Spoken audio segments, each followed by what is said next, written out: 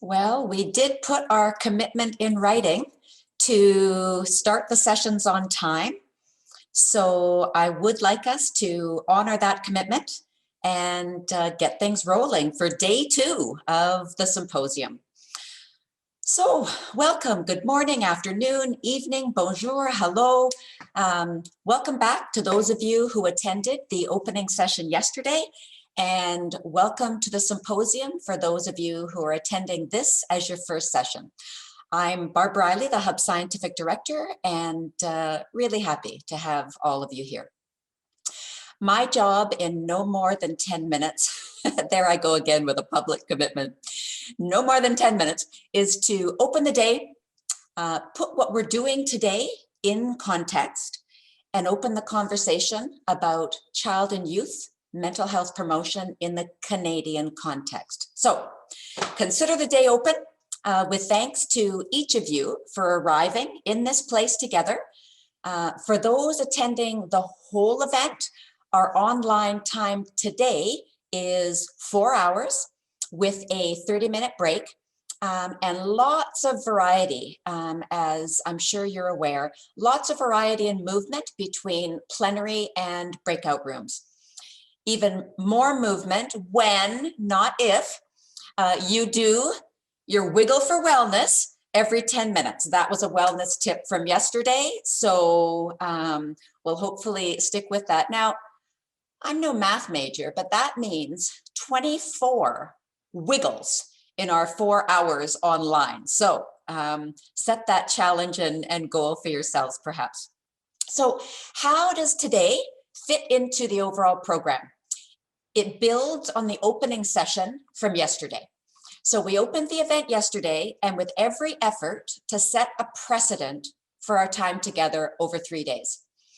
It's like that first hour in the morning or for any practice, setting a precedent, setting your intentions. And yesterday, our intentions were to help all of us arrive into this event, to come to a shared understanding of the event's purpose and to get a bit more familiar with each other and the people and places of the Mental Health Promotion Innovation Fund. One way we tried to orient all of us to the event's purpose was through opening remarks from myself, from a KD&E Hub perspective, Stephanie Priest from the Public Health Agency of Canada perspective, and Wendy Fletcher from Renison University College. I talked about symposium goals and what makes this event different than other Hub activities.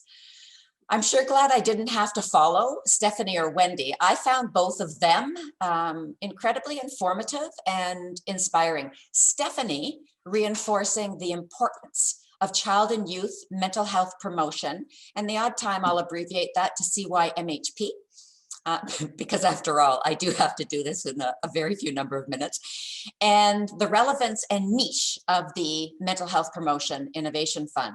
Wendy inviting us to honor this time together, to choose how to use it, and painting a picture, as she does so beautifully as an artist, through story about the potential for this time together. Honestly, I just thought, when listening and after listening to both of them, I thought, wow, these two women have found and been found for the leadership roles in which they are currently serving. So thanks again to both Stephanie and Wendy. A recording of opening remarks from all three of us is posted in session 1A. It's replaced the Zoom link there. And it's just a raw recording. We'll refine and process after the event, but for now, we posted them there in case any of you would like to access those opening remarks. And the link may indeed get posted in chat here for temporary access as well. So a little note about sort of my reference to intentions and precedents before I speak about the getting familiar with each other, that as a second purpose. I can say basically whatever I want to about intentions in writing, verbally, through event sessions, but most important is how those intentions are received. So were they clear? Were they helpful? And one way to get a sense of that is from a precedent that we tried to set yesterday in using Zoom chat, especially given the large numbers of people that we have in plenary sessions. So I would encourage all of you to please continue with that precedent as you wish. Your voices really are sincerely and truly heard, even through a few written words. So, you know, as it relates to the intentions to come to a shared understanding of why we're here, and next, as I talk about the purpose of getting to know each other, please feel free to share any of your reactions to that in the Zoom chat. We appreciate that. So for the get to know you purpose, we framed that yesterday as figuring out who's who in the Zoom. And we did that through polls managed by Annetta, budding poll rock star we agreed to after the session, did a few rounds of rapid roaming in breakout rooms, and then saw a video that profiles the mental health promotion IF contexts across the country. So as promised, you may have seen in the opening slides, as promised, we are producing a product from the polls. And let me tell you, there were husbands, there were lots of hands into those spreadsheets and you know, translating the poll results into a shareable product for you.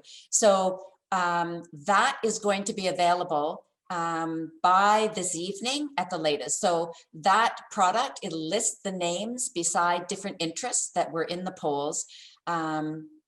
And that'll just, I mean, the purpose of that is just to help you make some connections with others during or after the symposium. So you'll be able to look for that this evening and in session 1A.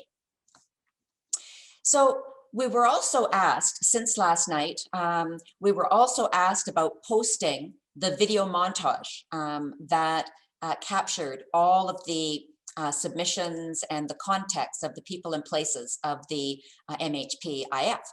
And so that too is, has been or will be shared. Eric, can you note the location for that for us? Yep, absolutely. That the link to the YouTube video, it's hosted on YouTube, is in the 1A session, also on Whova, just in the session description below the speakers. Perfect. Okay. Okay. So we've got the opening remarks and we've also got that video montage. Fabulous. Thank you. So a bonus from yesterday, you got dismissed a few minutes early, but that was to give everybody a little extra time for homework. So that brings us to today, when we go a little bit deeper into all of the various contexts of the symposium, all of the contexts that we're exploring. So the people and places, the positioning of the MHP-IF and its hallmarks, the pandemic, and the potential for child and youth mental health promotion. So first up is a foundational set of sessions on the CYMHP context. So that's 2A, 2B, and 2C on the agenda.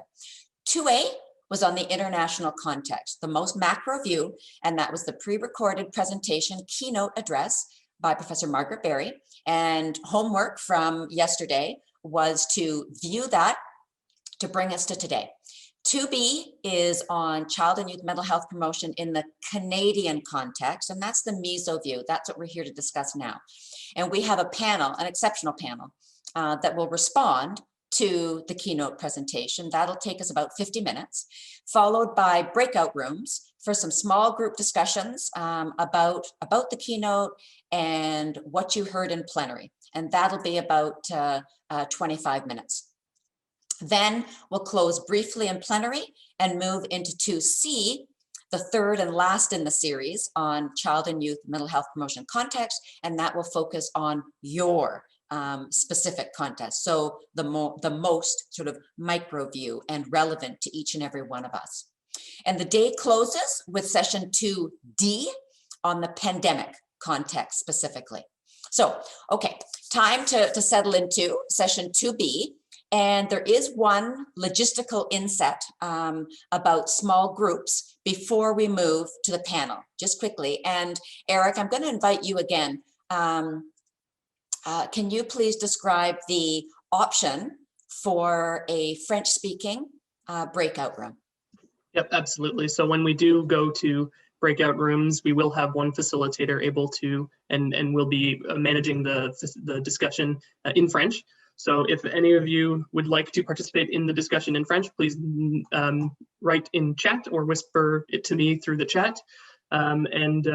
I'll just reiterate, pour ceux qui veulent participer à une séance en français, veuillez indiquer dans le chat et je vais vérifier que vous pouvez vous joindre à la bonne séance avec Alexandra Fortier, qui est un des membres du collectif du Carrefour. Donc, s'il vous plaît, si vous aimeriez participer à cette séance en français, indiquez-le dans le chat. Merci beaucoup.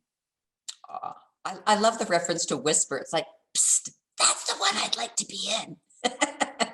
So thank you very much, Eric. So for the 50-minute panel discussion, we really are truly blessed, I think, with 4 exceptional panelists. So, and I invite you, please look at their bios in the list of attendees. I'm not going to read out those bios.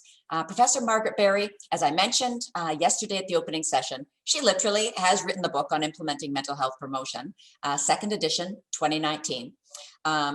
Margaret is clearly highly credentialed and holds many leadership positions. What struck me when meeting Margaret for the first time was, of course, a lovely Irish accent, and also a kindness. What I just received immediately as an authentic humility and a passion for applying her knowledge and skills to advancing mental health promotion. So wonderful to have you with us here live, Margaret. It's fantastic. To the next panelists. So we've got Olivier Bellefleur, and he pronounces that so much more elegantly than I do, and Dr. Claire Betger. They each lead 2 of Canada's national collaborating centers for public health, healthy public policy and determinants of health, respectively, for Olivier and for Claire. So the NCCs, in brief, I mean, they're a really important, I believe, and established part of the Canadian public health infrastructure that addresses topics central to upstream mental health promotion and really perform a lot of the, in particular, knowledge exchange functions. And the Hub reached out to them as natural collaborators and to honor one of our commitments to support existing leadership in areas relevant to the MHPIF. So healthy public policy and determinants of health are 2 of those areas. And I would, for both Olivier and Claire, I would just echo the comments I shared about Margaret for them.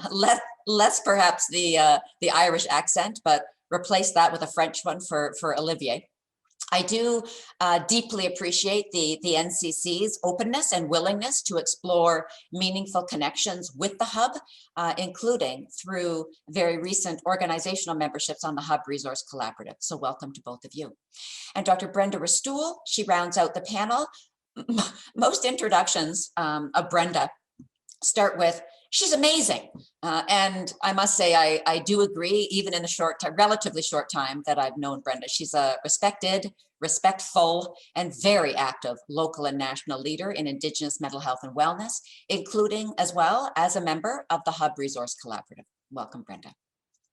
So, Margaret, we'll start with you, up to 5 minutes to highlight a few points from your presentation that will set the stage for responses from the other panelists. And again, all participants, please feel free to use Zoom chat to pose any questions, any comments, and we'll do our best to feed them into the conversation or to address afterwards. So Margaret, please, over to you. Great. Thank you very much, Barbara. And let me start by saying thank you for inviting me to be here. I'm really delighted to be able to join in this, the first symposium. So the firsts are always important, and I think it's really great. And I was telling colleagues about what I was doing this evening, and we were talking about what a fantastic resource it is to have a knowledge development and exchange network. And this is really, I think, critical in terms of building on what is also a fantastic resource, the Mental Health Promotion Innovation Fund. And I think there's really to kind of create a really strong community of practice. So really delighted to join you. In terms of the presentation, just to, I mean, you've probably waded through it, but just to highlight a couple of key points from that. Really, I suppose I started by saying that what we're seeing internationally is a reframing of the challenge of improving children and youth mental health.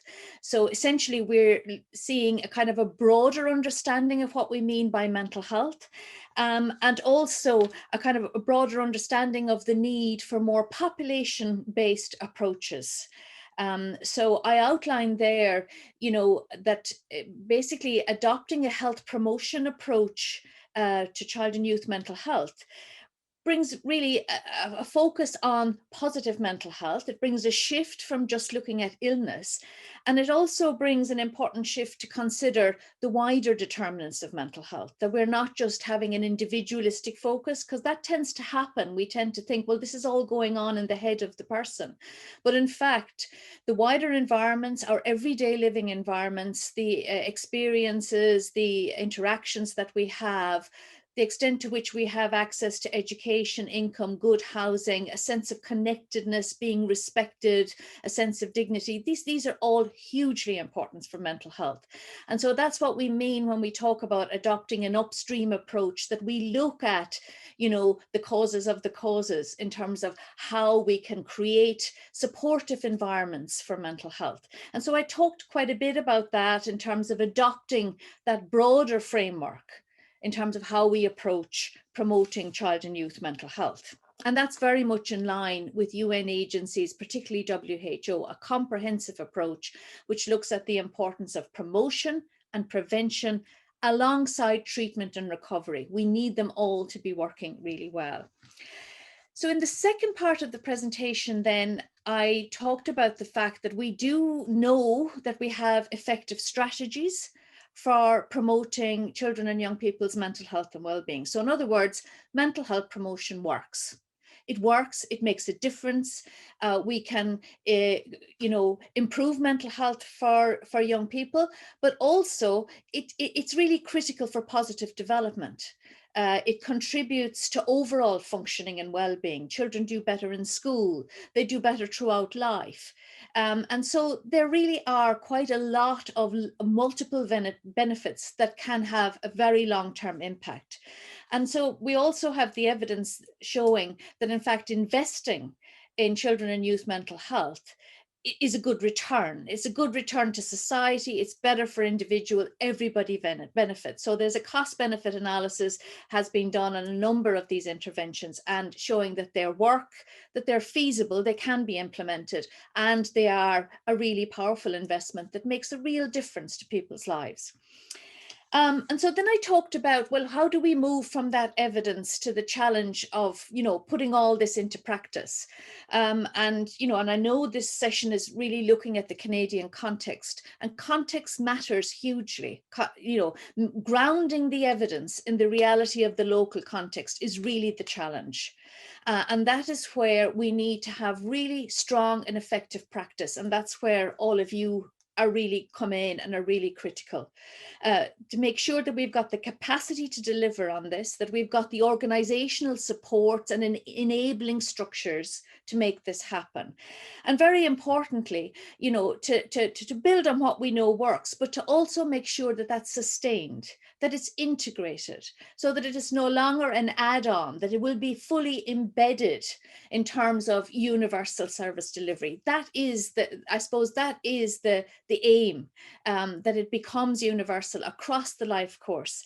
And so, getting it embedded in the local context is really important. Process also matters hugely. And I think key to that is engaging key stakeholders. So young people, their families, they should be at the center of the process. But then there's also the kind of other layers. When we talk, we talk about upstream approaches, whole of government, whole of society. And sometimes it sounds like it's all very up there. But in fact, we need to ground that. And when we work locally and use this type of approach, we think about who are the partners that we need around the table? Who are the partners from other sectors that in the local context can make a difference? How can we make our agenda relevant to them? Because we know that, changes in these other sectors can really have a very powerful influence on young people's mental health and well-being. And getting the right partners around the table, we can get synergy and co-benefits, and that's really crucial. But keeping young people and their families at the center of the process, because they're the ones who'll tell us whether what's being delivered is meeting their needs or not. So that's really important. So I think that's probably enough from me, Barbara. You've heard the presentation, but just reinforcing some of those key points. Oh, perfect. Absolutely wonderful. I mean, great vision there, lots to respond to. And I do want to say, I mean, I think, you know, given our time and given the choice of both plenary and discussion, what you're going to hear from the other panelists, like these are really teasers in many ways on some very highly relevant perspectives for the Mental Health Promotion Innovation Fund. So I'm not going to interject between, you know, different speakers. I'm going to basically toss round one over to the three other panelists, and we'll have an initial response to the international context, bringing it into a Canadian context, and our order will be Olivier, then Claire, and then Brenda. Should I start, Barb? Yeah, okay. Go for it. Well, bonjour, bonjour, Barbara, and hi, everyone. I'm really delighted and honored to have been invited to speak to you in these challenging times, and especially after a great keynote by Dr. Berry, and given the amazing work that you're all doing that is so timely and relevant. As Barb said, I'm the scientific lead for the National Collaborating Center for Healthy Public Policy, or NCCHPP. The NCCHPP is part of a network of 6 national collaborating centers that are also funded by the Public Health Agency of Canada to synthesize and share knowledge for public health actors across Canada, but also to support the development of networks across jurisdictions and expertise. The NCCHPP is located at the Institut National de Santé Publique du Québec in Montreal. I'm therefore speaking to you today from an age-old Indigenous territory, a place of meeting and diplomacy between people, and the site of the signing of the Great Peace Treaty. I would like to thank the Kenyan Kinaga, the Mohawk Nation, for their hospitality on this unceded territory. As the name implies, the NCCHPP supports public health actors in their efforts to promote healthy public policies. These policies most often lay outside of the health sector, but they play a crucial role in shaping the conditions in which we are born, we play, we learn, we work, and we age. In the public health jargon, we like to say that they shape the upstream social determinants of health, well-being, and wellness, and how they are distributed between groups and communities. In the last few years, the NCCHPP has been involved with many partners in clarifying the roles of public health actors in advancing population mental health and wellness promotion in public health practices, programs, and policies. We have also been involved in sharing knowledge about approaches to work across sectors to achieve more healthy public policies, which could be great entry points for child and youth mental health and wellness promotion. I'll thus end my short 3 minutes by highlighting 3 opportunities for advancing child and youth mental health and wellness in the Canadian context that relate to our work. The first one relates to our work on health in all policies and health impact assessment.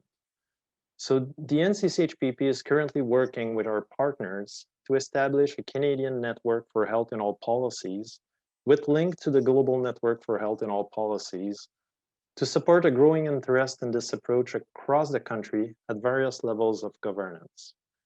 So I think that working toward an inclusion of a mental health and wellness lens in these approaches, as well as in the health impact assessment mechanisms that often goes with them, could represent a great opportunity for promoting child and youth mental health and wellness. The second one is that there's also a growing interest at all levels of government in Canada in building back better our societies in the recovery phase of this pandemic by implementing what is known as well-being budgets. This approach has the potential of putting people's health, well-being, and wellness at the center of priority setting and budgetary decision-making of governments. And as such, it could represent a great opportunity to foster a whole of society approach to promoting child and youth mental health and wellness. And lastly, in the aftermath of this pandemic, there will be numerous reviews of the health-related infrastructure across the country. These reviews could represent interesting opportunities to create structures more conducive to child and youth mental health and wellness. I therefore invite you to figure out if there are ways for you, your organization, and your research to play a role in these three opportunities to act on the structural determinants of health, mental health, and wellness in Canada. I really look forward to more in-depth discussions with you and to learn more about your projects. But for now, it's gonna be all I'm gonna say. Thank you very much, everyone.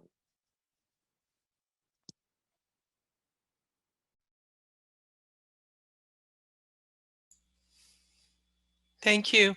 Thank you, Olivier, and thank you for doing such an excellent job of introducing the National Collaborating Centers, the 6 of our centers. I'm going to try to stay out of the sunshine here.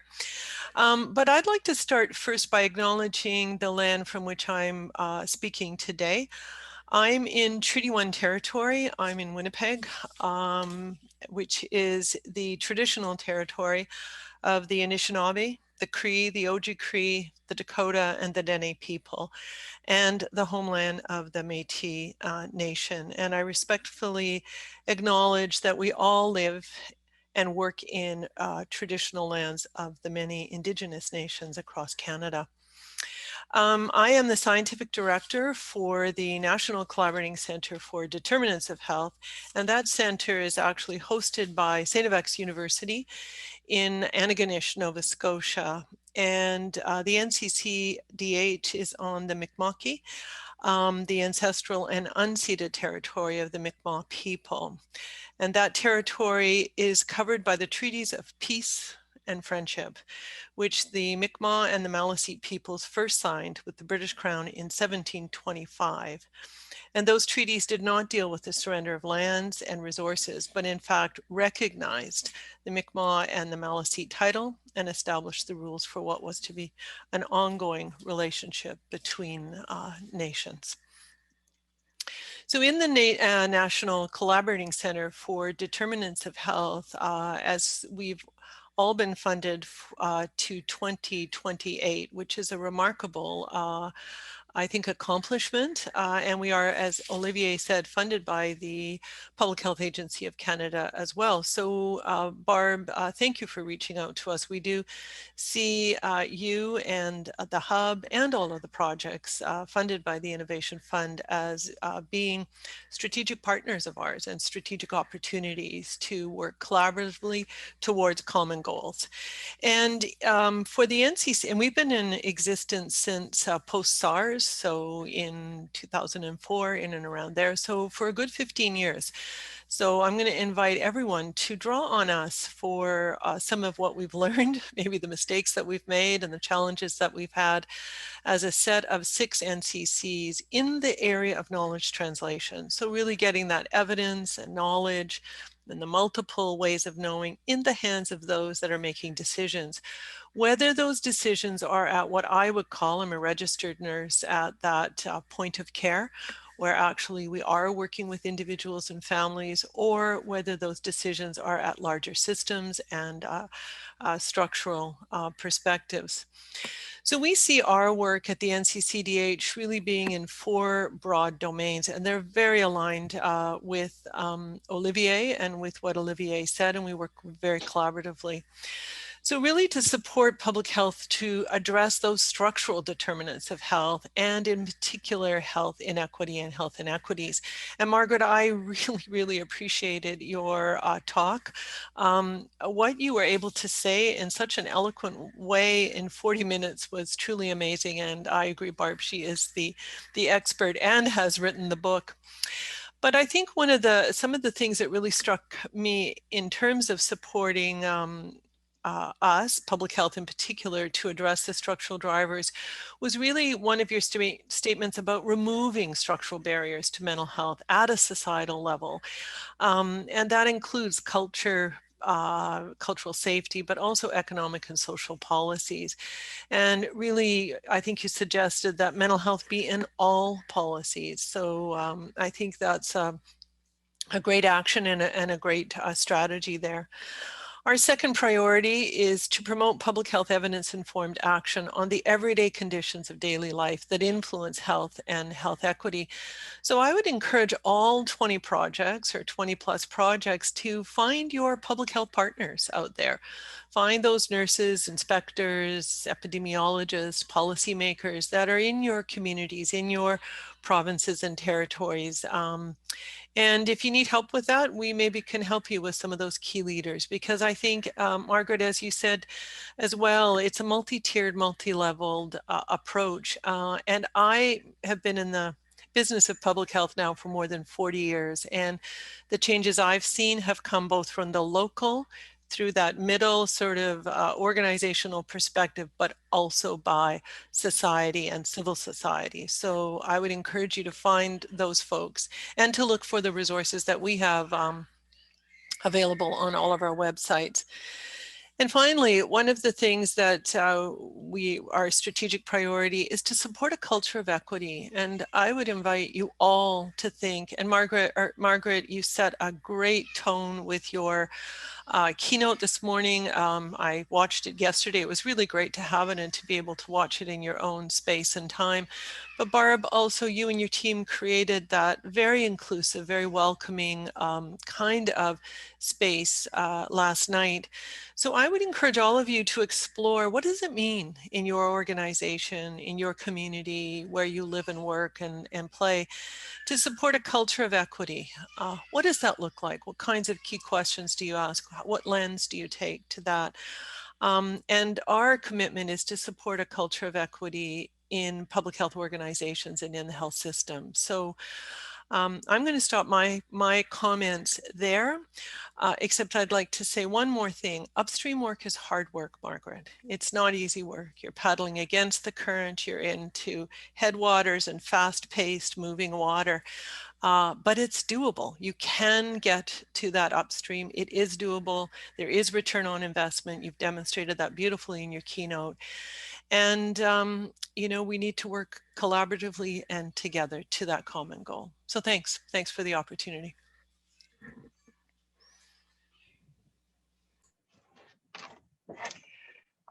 Thanks to Olivier and Claire for your comments about the work that you're both doing in the National Collaborating Centers.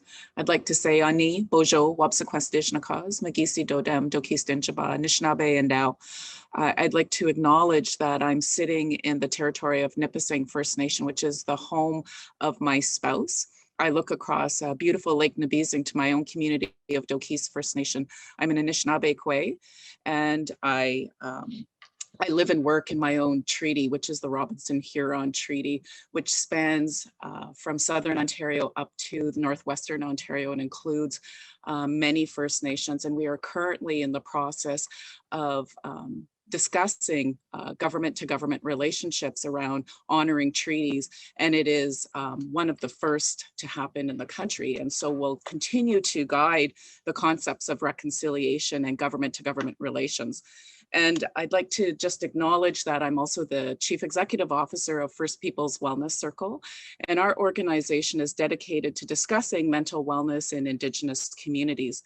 Some of our work includes discussing and implementing a model of care that comes from over 600 voices of First Nations peoples across the country, talking about what mental wellness looks like from a First Nations perspective. And that's known as the First Nations Mental Wellness Continuum Framework. And I'll just give a little quick peek at that. It's a very complex model when you take a very quick look at it. The key components of the First Nations Mental Wellness Continuum Framework fits very nicely into much of the work that we heard from Margaret in her keynote address, and that's namely the importance of thinking about mental wellness from an Indigenous perspective, or in this case, I should say a First Nations perspective, is to begin to challenge and create a paradigm shift in what we mean by mental wellness. For so long, we've had the conversations about mental illness, and what Margaret has spoken about is very similar to the conversations we've had with governments about needing to move away from the concepts of deficits to a strengths-based approach that acknowledges mental wellness is something that is achievable for everybody, and it is something that we all have the capacity to enjoy in our lives. The key parts of the First Nations Mental Wellness Continuum Framework talks about the importance of a foundation of culture for First Nations people. For without culture, we cannot achieve mental wellness. And culture at this point means many things. It means access to cultural ceremonies. It means understanding and connection to cultural identity. It means understanding and connection to traditional territories and connections to land. And it also means the importance of connection and reemergence of our language. For within our language, we know that all concepts and understanding of living a good life, which we say in Anishinaabe as Minnow B'Madzewin, tells us how to live a good life. And the Creator has given us all of the tools and resources that we require to live a good life, which is part of mental wellness. And so when I hear the stories and the information that we heard from Margaret, I hit a lot of, those are things that we've talked about here. We talked about that paradigm shift from strengths-based, moving from deficits to strengths-based, but we also talked about moving away from that input to individuals and looking at outcomes for our families and our communities so that we really can begin to invest in our community as a whole. In our First Nations culture, we look at things from a far more holistic approach to care, which includes looking at individuals, families, and communities, and those families consider also our traditional families, our kins, and our clan systems. And when I introduced myself not only by my community of Dokis, but also the Eagle clan, which tells me that my family extends beyond my First Nation community to all members of people who belong to the Eagle clan, that they are also my family, and their wellness impacts mine and my wellness impacts theirs. And so our wellness across the country is critically important.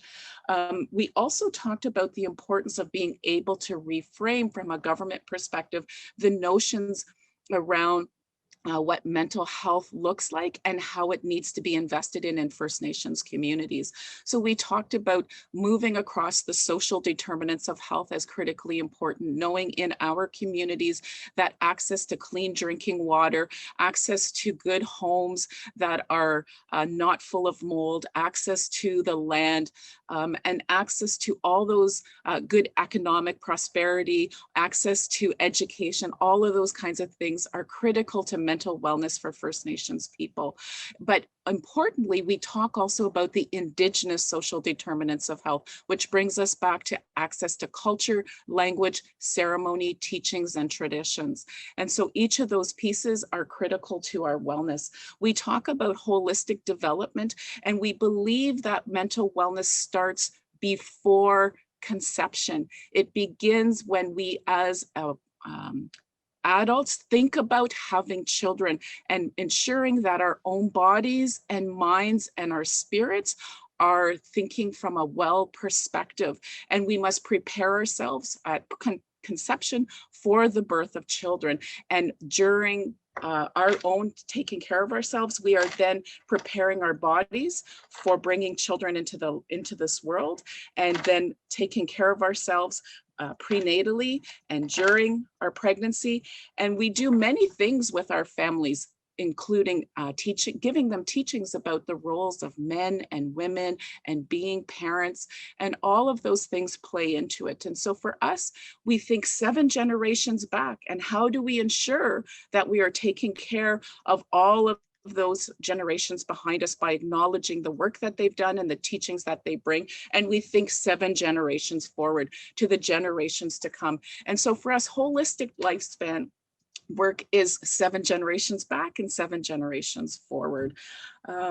I think it also means that we've talked about, through the First Nations Mental Wellness Continuum Framework, the discussion about changing policies and changing systems to acknowledge and recognize that First Nations must be in control and have ownership of the conversations and the programs and the services that they design. And so what I would say to each of you in your projects is thinking about, what land do you live on?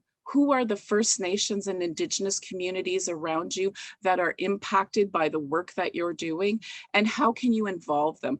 And we must involve them at the beginning. And that is not when we have our idea that we bring it to them, that we invite them to the table to bring that idea together. And I know your projects have already started that, but I encourage you to ensure that the voice of Indigenous people continues to guide and lead your work, because it is in their perspective that we understand that. And so I'll just note, I'm thinking I'm almost at my 5 minutes. One of the last things I want to note is the importance about Elder Albert Marshall, who talked about a two-eyed seeing approach. And here we also acknowledge that it's important to have the information and knowledge from non-Indigenous perspectives, but also that of Indigenous people.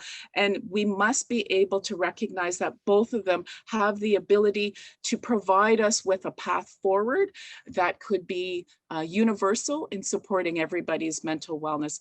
And in some cases, we have to give extra effort and time to the Indigenous perspective, because for so long it has been not given its place and recognition as being valid.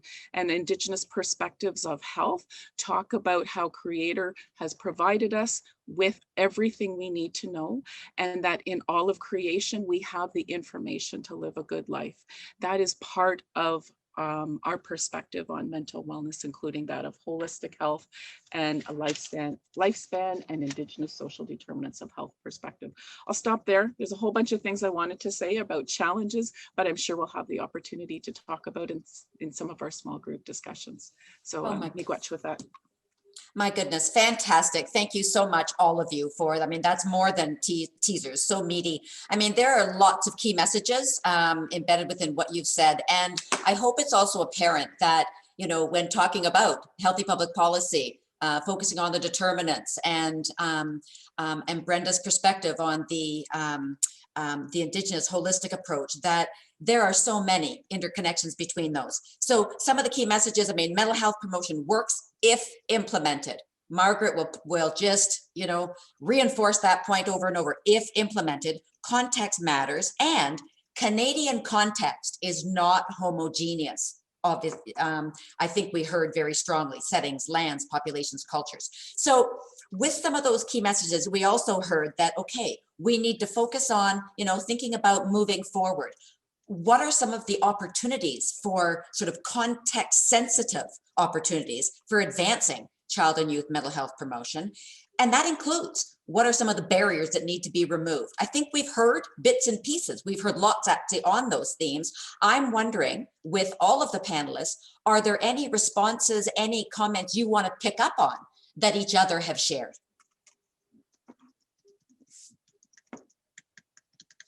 If you'd like to, please just unmute yourselves and you've got the floor. Maybe I could start, Barbara. I mean, I think Claire said it, you know, that working in this way is difficult. It's hard, you know, but I guess, you know, that's why we're all needed, because if it was easy, it would have been done by now. So I think it is difficult, but I think we've got to work with possibilities, and like we can always see the barriers, but I think we've also to see beyond the barriers and look at the opportunities. And I think we're at an important tipping point for mental health. You know, when we look within public health, we look at heart health, and, you know, 30 years ago, they came to the conclusion they couldn't treat their way out of this. You know, treatment on its own is not enough. You've really got to think back and say, well, how can we just, you know, make everybody healthier, look at heart health, and it's from a community perspective. And I think, you know, resources need to be invested in that. There needs to be investment. And I think that needs to be coordinated as well. So I think, and it is about linking in with others. And I think it's drawing, and we need lots of different types of skills. So we need lots of different types of people with different sets of knowledge and skills and abilities to work together around this. So I think that partnership working is crucial. So Barbara, I have a question, and actually it builds on what Margaret is just saying, of Brenda. Brenda, you spoke really briefly about two-eyed seeing and about Elder Marshall and his work, and his late wife, Elder Merdina Marshall's work alongside him. And Barbara just made that point that, we can have all the evidence in the world, but if things aren't implemented, we're not making those gains that we do need to make. Can you maybe speak to how you might see the use of two-eyed seeing? And Margaret's presentation, there's lots of good evidence internationally in terms of what works, but that combination, or that two-eyed seeing, to me has always intrigued me, and I think offers, and possibly these different projects, an opportunity to think about things in a very different and a very much more holistic way in our Canadian context. Thanks, Claire. There's so much you can say about Elder Marshall's work. I guess one of the things that I didn't point out is the First Nations Mental Wellness Continuum Framework is really pushing the notion about evidence. And I think it's recognizing that for so long, First Nations evidence and Indigenous evidence hasn't always been acknowledged as being valid and credible. And what Elder Marshall talks very much about is how we have within our worldview and within our knowledge base a lot of evidence that exists about the importance of living well and how to live well. And so I was trying very quickly to talk about mental health promotion for us starts well before birth, and an acknowledgement when we use the two-eyed seeing approach, an acknowledgement that the teachings that have been received by First Nations people have already talked to them, or that have been shared with them, let's say, around taking care of ourselves, and what our parents and our grandparents have done to pave the road for us to live a better life. And in those aspects of mental health promotion, it's how do we acknowledge and build upon information that we have been shared through stories, through teachings, and sometimes through everyday activities, to be able to teach people that living a good life requires an understanding of being connected and having a good sense of identity, and having a good sense of where you come from, where you've been, and where you're going. So I think with Elder Marshall's conversation around two-eyed seeing, it allows us to begin to think about the perspectives of how we gather information, and knowing that Indigenous people have evidence that we might not find in research. We might not find it as readily available because it hasn't been, I'll say, tested, because it hasn't been seen as valid. So I feel like when I read and reviewed some of the information from Margaret, that embedded within there is a lot of the information we already know as Indigenous people. So the importance of lifespan approaches, that in mental health promotion works because we are including a whole of person conversation. And much of our work in our communities is ensuring that as a community, we care for and take care of each other together. And so that's why we put a lot of times our elders together with our children and our young people to provide and pass on those kinds of teachings. That's mental health promotion. It's teaching people, young people, how to care for our seniors and our elders, but it's also teaching our elders the opportunity, or giving them the opportunity to share their knowledge and to pass that on.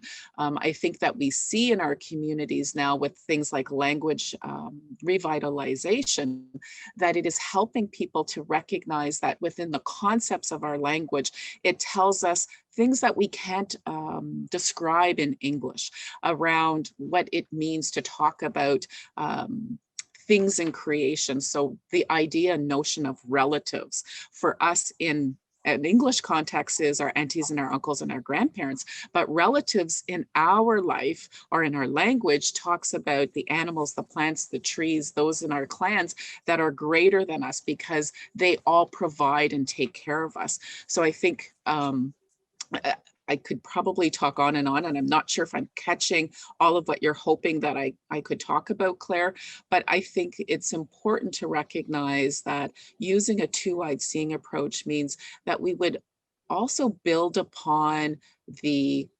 knowledge and information from our First Nations, our Indigenous partners, that they bring to the table, including those that come from cultural teachings and cultural practices, and the language, and that they play a part in evidence. And my good colleague and friend Carol Hopkins often says, the evidence has been there for hundreds of years, and it's created, it's noted in our creation story, and it continues to foster itself in our daily activities. And I believe that's quite true, and part of what Elder Marshall was trying to share.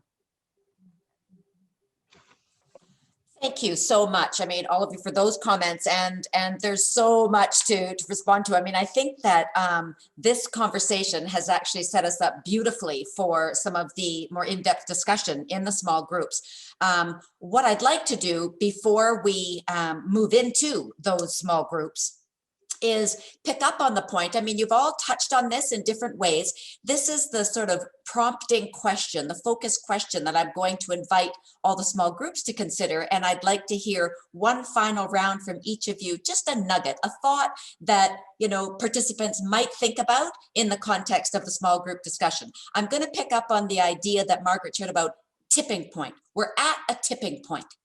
In the Canadian context, how do we tip it in the right direction towards mental health promotion in Canada? Just one little, you know, sort of takeaway, one nugget that is basically an invitation for people to consider in the small group discussions. So what order did you want to go in? Maybe let's go back up the chain. Brenda, Claire, Olivier, then Margaret. We'll just go in the reverse order. Wow. I think a tipping point for Indigenous is really around Indigenous leading the conversation, and it being recognizing that unique context, and that they're seen as equal partners in the conversations where they have not been before.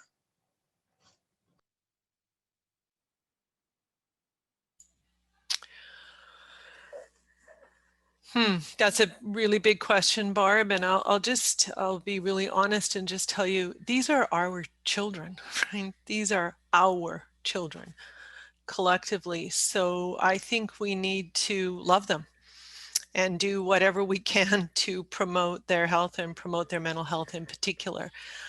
But it takes that evidence, and it takes that intentionality, and it takes that engagement, and sometimes not easy conversations. And it takes all of us to check our assumptions and our beliefs, you know, and to work as collaboratively as possible. So I'm going to say two things. One is around the point that Margaret made around studying the implementation.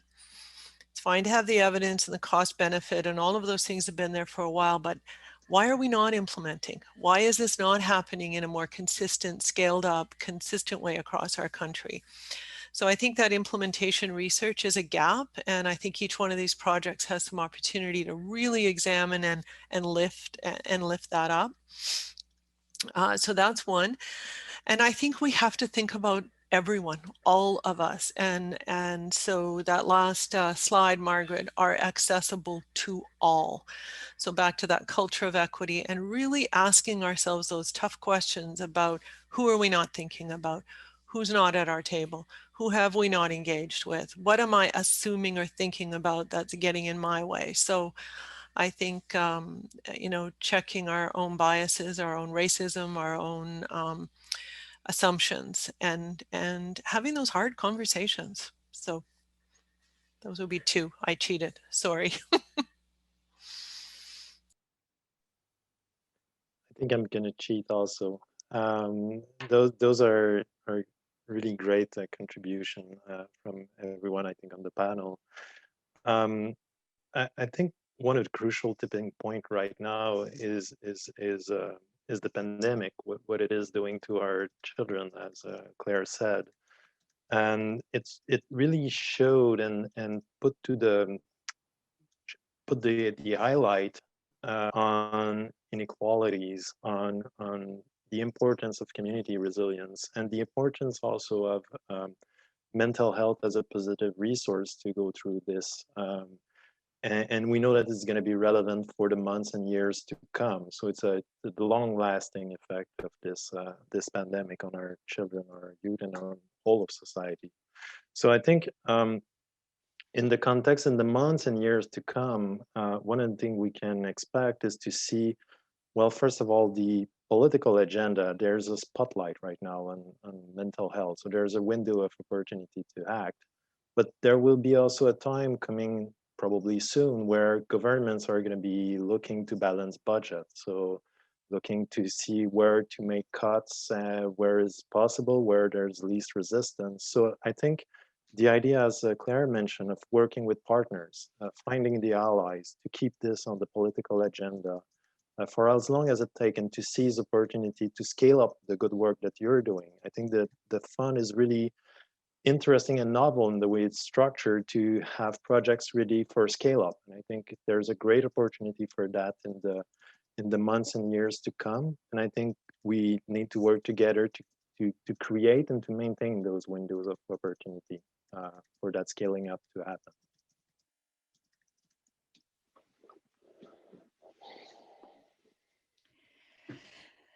Thanks. I very much agree with all the panelists in terms of what they've just said, so I don't want to repeat it. So I think that we need to build on what we know works. That's a good starting point, and knowing from different aspects. So build on that, and I think really having a very keen focus on implementation, on good quality implementation, what that means. And that's actually quite difficult. You know, you need very, you know, it's very multi-layered, multi-staged, and it's very sequential process that needs, you know, that needs to happen. And it's messy when we try and put that into the kind of real world systems. So be ready for that. But I think that's really important. And I think being aware of the contextualized nature of mental health promotion practice. So it's you know, all of the evidence is useless if it doesn't actually speak to the local context and it's not relevant to the local context. So that's absolutely critical. And really good practitioners always mind the process. The process really makes the difference. And if we haven't got a good process, we won't get the good outcome. So we have to keep balancing and juggling all of these balls, but the potential and the possibilities are huge. So that's really the positive prize at the end of the hard work. Thank you. Oh, thanks so much to all of you, honestly, and what a hopeful and sort of nice sort of punctuation there at the end, Margaret, about the about that kind of future. I think that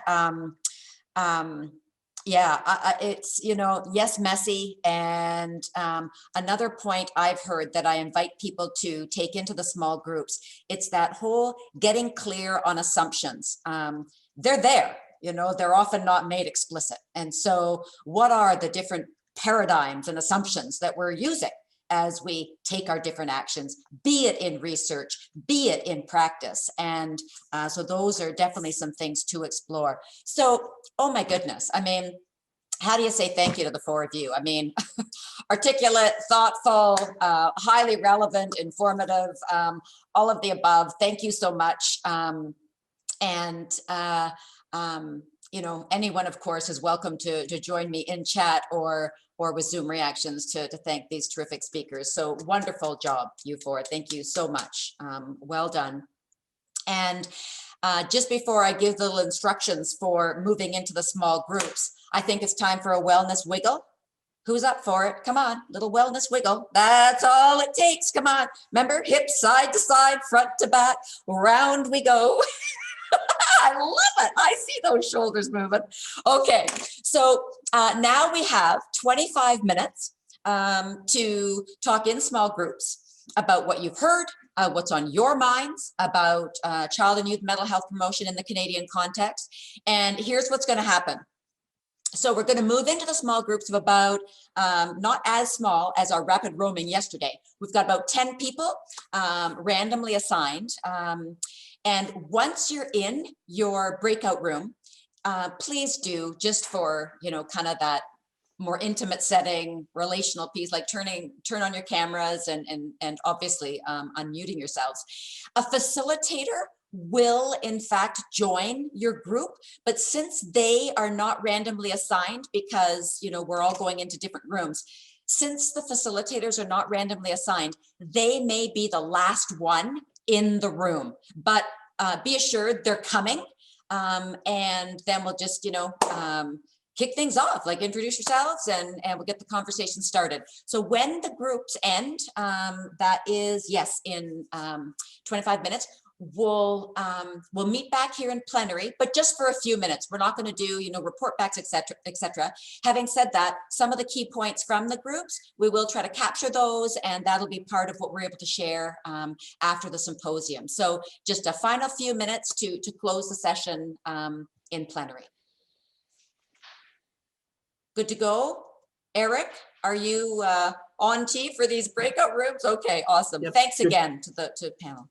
For sure, good to go. And I will just reiterate that if anyone wishes to take part in the francophone discussion, please indicate in chat. Si vous aimeriez participer à la séance de discussion en français, s'il vous plaît, indiquez-le dans le chat. And I will open the rooms now. That 20 minutes fast, Barb. No kidding, eh? Oh my gosh, I just loved hearing the conversations that I was in there. What a beautiful gallery, honestly. Let me see those rich smiles. Awesome. Are you going to do your exercise, Barb, with us?